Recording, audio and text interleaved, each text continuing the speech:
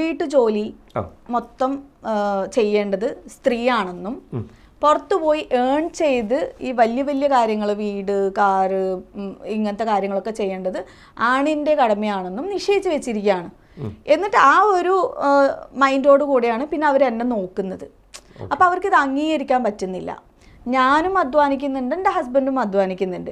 Major ആ ഒരു ഫിനാൻഷ്യലിയുള്ള കടങ്ങളും കാര്യങ്ങളും എൻ്റെ സൈഡിൽ നിന്നാണ് പോയത്.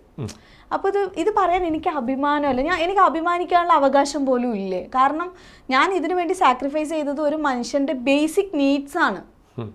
ആ സമയം എൻ്റെ ഹസ്ബൻഡ് ഉറങ്ങിയിട്ടുണ്ട്, ഞാൻ ഉറങ്ങിയിട്ടില്ല. അവർ ഭക്ഷണം കഴിക്കുന്നുണ്ട്, ഞാൻ കഴിച്ചിട്ടുണ്ടാവില്ല. എനിക്ക് ശാരീരികപരമായിട്ടും മാനസികപരമായിട്ടും പ്രശ്നങ്ങൾ ഉണ്ടായിട്ടുണ്ട്. ഇവർക്ക് ആർക്കും ഈ പ്രശ്നങ്ങളൊന്നും ഉണ്ടായിട്ടില്ല. അപ്പം ഞാൻ പ്രൗഡായിട്ട് പറയണം, എൻ്റെ ഹസ്ബൻഡിനെ ഞാൻ സഹായിച്ചു, എൻ്റെ ഹസ്ബൻഡിൻ്റെ കടങ്ങൾ തീർത്തു കൊടുക്കാൻ ഞാൻ സഹായിച്ചു എന്ന് പറയുമ്പോൾ പ്രൗഡല്ല ആവേണ്ടത്.